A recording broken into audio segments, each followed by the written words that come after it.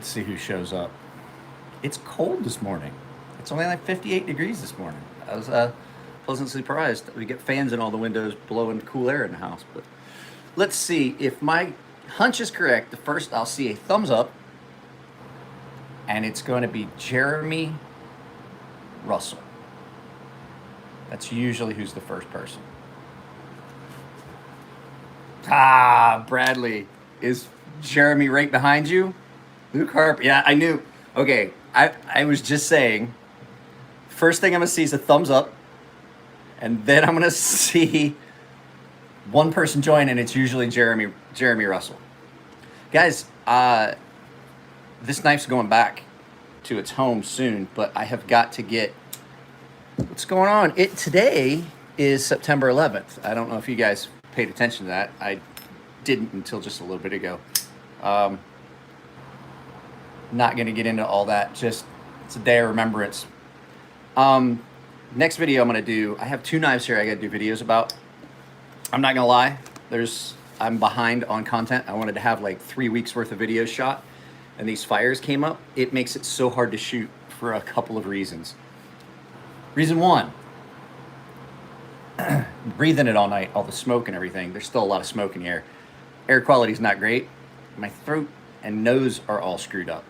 So a lot of times I'm trying to do a video and it just doesn't sound the way I want. Live feed, I'm fine with clearing my throat a bunch, but it doesn't sound good in a video I'm editing.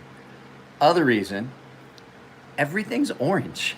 All the light is orange, and I can't get a good. It stays so dark. The other day, it was so cloudy and everything. Really not that far. I could drive there in like maybe 20 minutes from here. It's just that it would have to cross the stuff it has to cross. I'm just getting all the smoke and ash and all that shit. So everything's orange, and everything looks like we're in a episode of CSI Miami.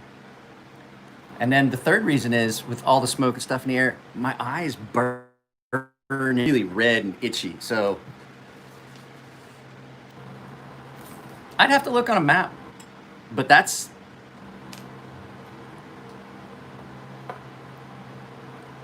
El Centro.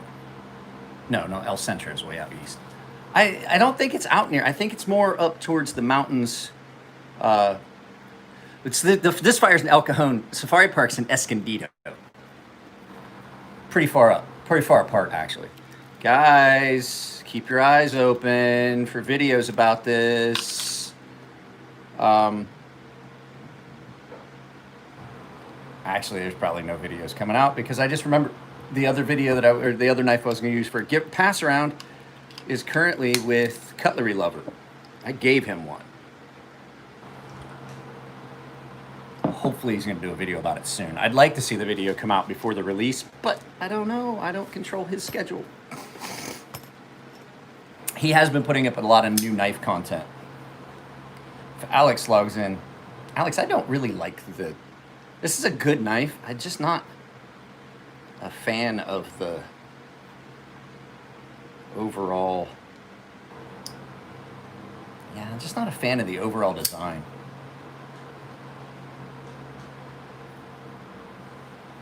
I think I would get used to it if I carried it a lot, but I don't. This is that Burnley shit. I can't think of the name of it. I looked it up the other day.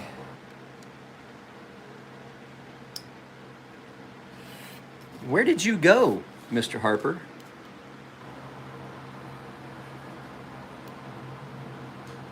Depends on the joke.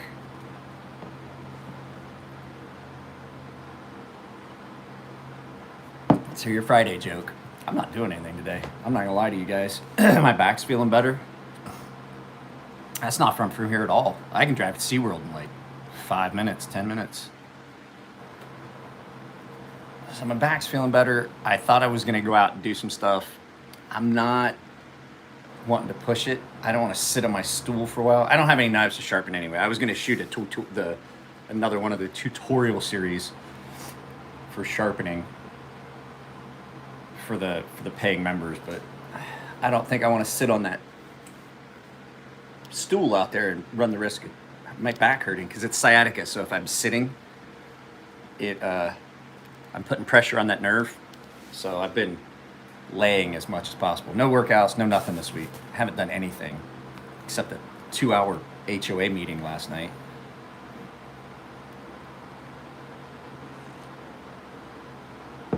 Do robots have brothers? Why are we? I don't know. I asked one guy, Murray, asked if I was ready for a Friday joke. That wasn't the key for everyone to start, because then I'm gonna have 80 different punchlines. You ever try to tell a joke in a group stream, in a group chat, and you tell the joke, and then there's like 3 comments, and then there's the second part of the joke, because you got to break it up. So you got, this person said this, and then there's your other friends comment in, and then this person says this, and then other people comment, and then the punchline's way down here, and you're like, why do I even bother? Why do I bother? They knew I was typing. They saw me typing. They knew I was typing a joke. I type slow. So, no, I've got something for you guys to see. You guys want to see something? It's not my butt. I know that's what you were thinking. Let's see here. It's in a box here somewhere.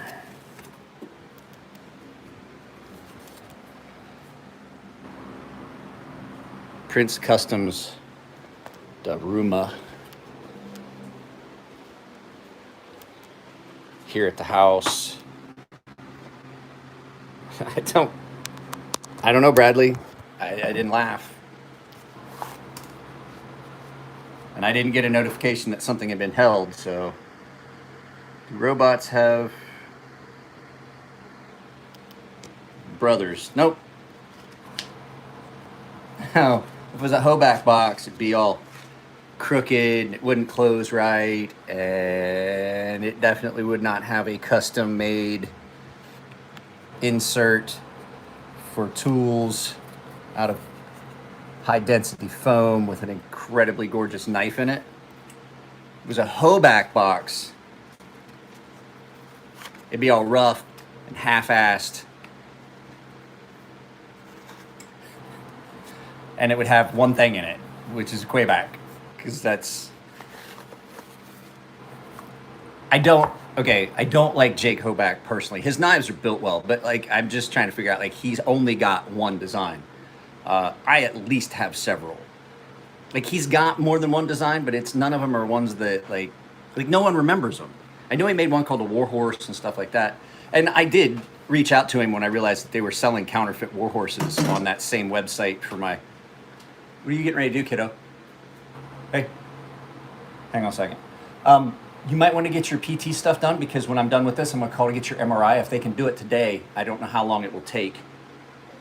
So at least get your PT done this morning, and then I'll call. Okay. Don't know, Bradley. Maybe. Well, okay, so there's things that automatically, I have settings so that things automatically get flagged and taken down, and then there's things that I have to review.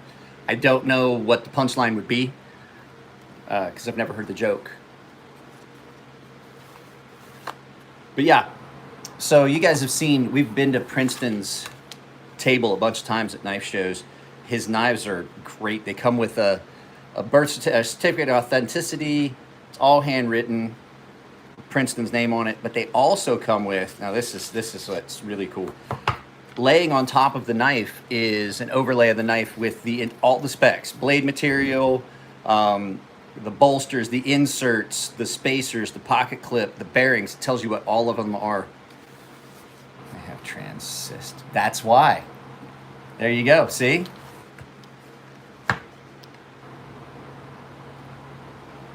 So these knives are weird for me, because this is another one of those knives that I shouldn't like, but I do. There's so many things about this knife that scream things that I would not like.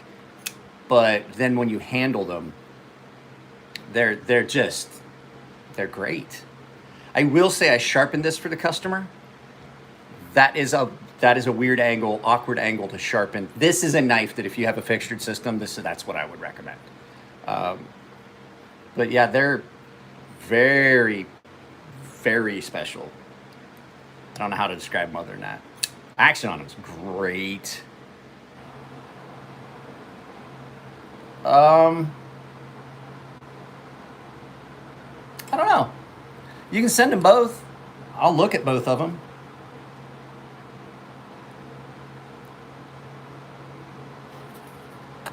I gotta put that back. I know where it's at. It's in my screwdriver because I tightened the pivot on this because it was a little loose. And I left the...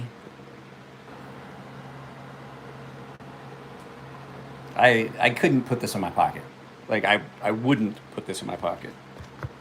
But it is gorgeous. They look like feathers. When you open the blade, it looks like a feather, and it's got the veins and stuff in it. I need to go grab that bit right now before I forget. I stole his T10 bit because it was right there, and my bit driver was right there. I was like, oh, screw it. It's in my bit driver.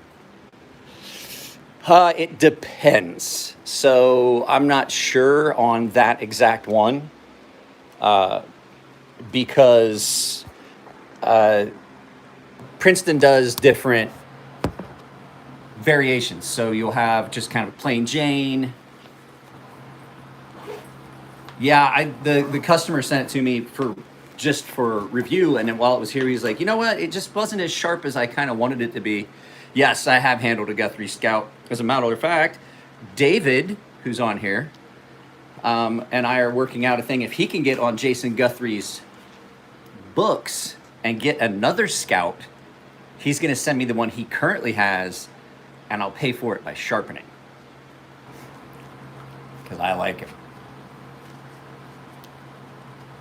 Yeah, see? These ballpark, I mean, you're looking 700-800 for, I mean, you can check his website. It's Prince Customs. And Princeton's a really good guy. He'll do specific laser engravings and stuff. That's how he basically started. He just started doing lasers, then he got a CNC. He laser engraves all kinds of stuff. So, pretty powerful laser. And so he makes the knives and on a CNC, and they come out great. He does a great job. Prince Customs. Princeton and his wife, they're pretty good. Ballpark on something like that, you're looking probably 1,200 with the exotic materials and stuff. A lot of auto parts, a lot of rifle lowers. AR lowers. He's got one that he carries around to the show that has, it's the black coated lower with the Star Wars. It's a Star Wars themed one, and it's black and white, so it's got stormtroopers and stuff on it. He's got one that's got, like, I think it's got Darth Vader, and he's got like all kinds of Star Wars stuff engraved on these lowers, and they're always at a show at his table. And just a really great guy. He's out in Texas, not far from Jim Skelton. Actually, I've been thinking about it. I talked to Jim a while back. I'd like to go out to Jim's and film at Jim's place, but it's a pretty long drive from here to Texas. I could do it now that now that I'm not working right now. It'd just be a matter of taking a couple days and driving out there and driving back. So I'll talk to Jim. That might be something. I don't know if Nico, that might be maybe a solo trip. I don't know if Nico can afford that. His business kind of got busy again. He's doing a lot of hydrographic stuff right now. It's starting to warm up. I can feel it already. You can feel the warm air. So it went from 58 to 65 in a matter of less than an hour. Let me get this sweatshirt off. It's getting warm out here.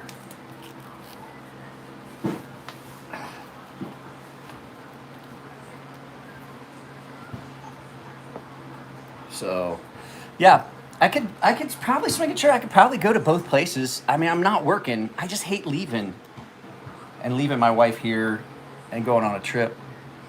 It's yellow and can't swim. I think it's going to be 86. I don't know what's yellow and can't swim.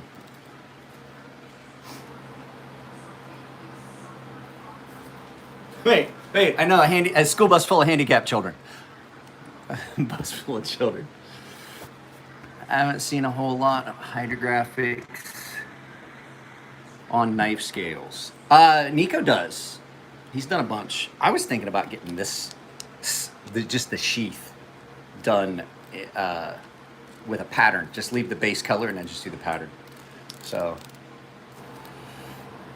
guys, I'll give you about another 10 minutes or so. Hang on a second, I tell my wife. Tell Yuka Princess. I will as soon as I finish this live video. Okay, I'll send this. Thought about calling from the house phone. I still have a landline. People are like, do you seriously still have a fucking landline? I was like, yeah. My wife's Japanese. She calls Japan. It's cheaper. I don't pay the overseas fee for all of that. It's like 5 cents. I can call Japan for like 5 cents a minute. And anywhere, I use this a lot of times if I'm going to be on hold for a long time. So I'll put my phone on mute and start playing games. Forget that I muted my phone, and I'll be talking, and then they hang up. So I'd be like, couldn't hear you. Sorry. Click.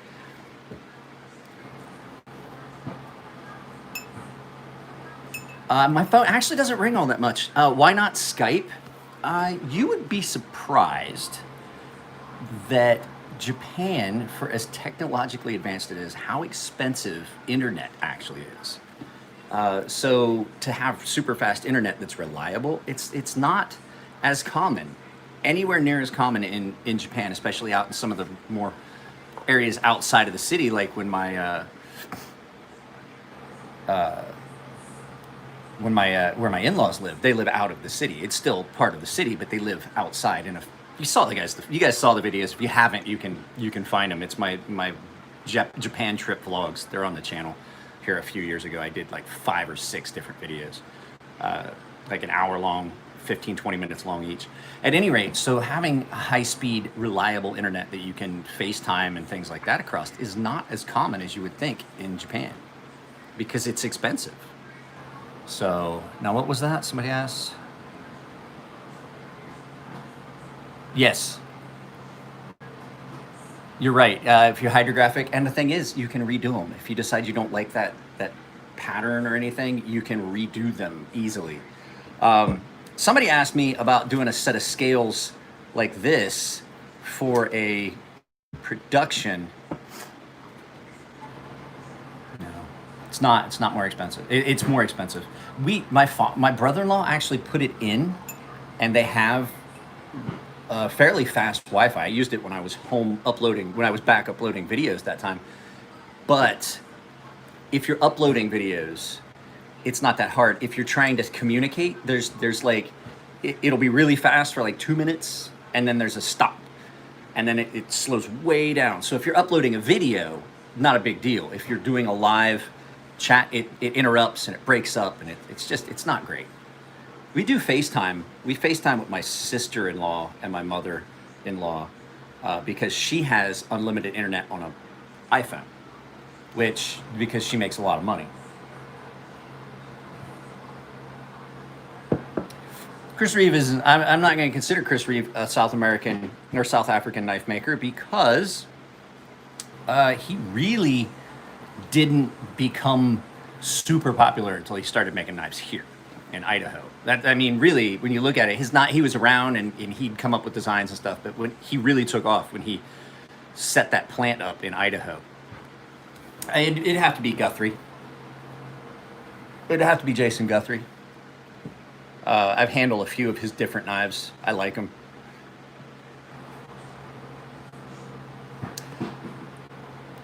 No, not really. It's too thick. So don't forget, if you watch the video, I want you to think about it. Nico did priming, which you have to do. So you have to blast, then you have to prime it, then you have to put the film on it, and then you have to clear it because the film won't hold up. So you're looking at 3 layers. and it's thick, and it doesn't seem like it, but the second you do it, it adds so much friction on that blade that, like, right behind the edge when you sharpen it, the second you start cutting, you can see it start to peel away. It just adds too much friction because it's not like that ceramic I use, which is really super thin, super hard, and resilient and wear resistant. Like, I can get my knife case. I've got several knives that have it that I've used and used and used, and you can barely see. I'll show you an example. I got the prime example of it. I'd be more inclined to say they're probably just cheap Pakistani Damascus. I've had a couple of those cheap Pakistani Damascus steels, and you find when you're sharpening it that there's all kinds of voids. There's places where the forge weld didn't take. Pakimascus. So this knife still has its original ceramic coating. And you can see I've worn off. Let me turn it around and show you. So you can see I've worn off the ceramic on some spots from pocket wear. And I'm not going to lie to you, this knife does get used a lot. You can see where that has been used to scrape things. But as far as like wear on the blade, there's very little wear on that ceramic on the blade itself. Most of this is stuff that I've done with it. If you look at the spine here, I used that spine the spine of this knife to clean up battery terminals on a tractor back home in Ohio. And so you can see where I've worn the ceramic, but this knife has never been refinished. This is the original finish. That's the original anode from Elliott. It kind of sits lower, so the anode doesn't get worn off on this one as much. The pocket clip has been refinished a couple times. This knife I actually carried, I broke this knife and had to have Chris and Elliott repair it. And I bent this pocket clip way out. Elliott reset the pocket clip, and then it probably does need a dip in the anode tank. So how's the red coating on the DOC? The DOC, damn it, it's not in my pocket. The DOC's holding up. And if you remember, that was not blasted. That blade all of that had been blasted and then ceramic. And it fills in all those pores, so you get a thicker coating. The DOC was just cleaned really well. Really well, and then had the ceramic applied. And this gets carried a lot too. I will show you once we get out here in this light. The DOC has held up really well. Just some minor chipping and just wear on these thumb studs. Just some minor chipping. Most of this is from, oopsie poopsie. Most of this is just from being in the pocket and rubbing up against stuff, because that is this side sits against the pants. This side is the side that gets exposed to other things in the pocket. But it's held up well, and like I said, I didn't do anything to the blade as far as prep. That I didn't want to lose any of that. So once that stuff cures, once that ceramic cures, it's resilient. This was the first knife I got that had the ceramic coating. Yeah. I do that all the time. It gives it a, let me see if I've got one.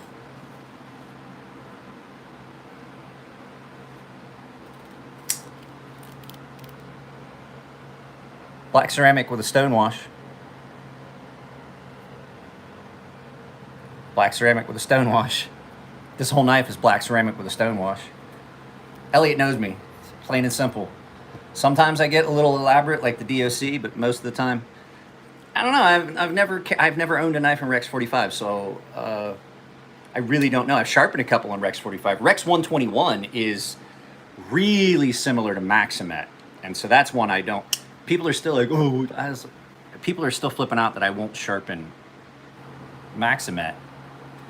I will sharpen Maximet from one person. If you happen to own a Triple B handmade, a Big Brown Bear, my buddy Sean's knives, I will sharpen those because I know how thin he I know how thin he grinds his knives. I know how he does it. I know it's not going to be all thick with a factory grind. It's not going to be all, you know, torn up and chipped and stuff like that from the customer. His knives are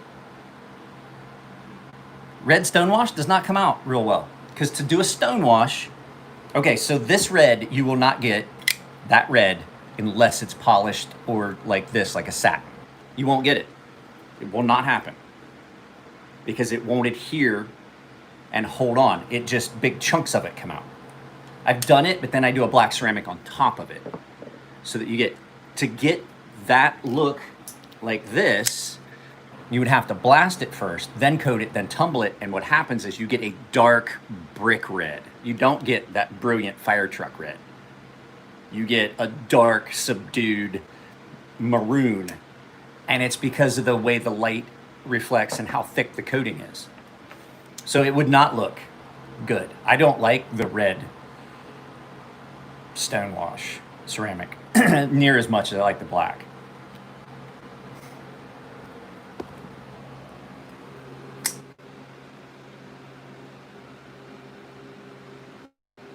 So that's all that is, black ceramic with a stonewash.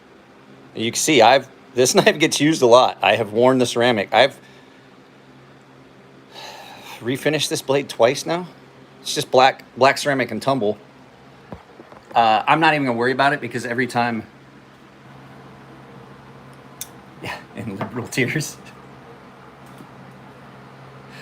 Every time I hear somebody say that, I just picture the girl from the video when Trump wins, or no, the one with glasses.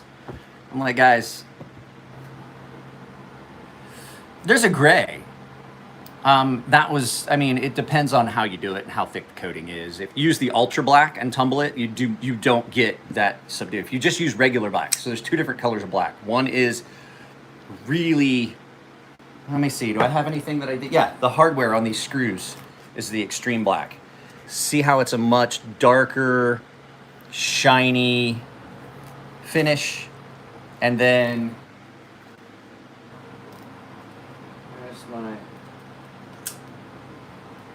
same with this. This is a heavier thing. So there's a lighter black that comes out, and it's not near as dark black. It's black, but it's not near as dark black as this. And then when you tumble it, no, it's not Cerakote.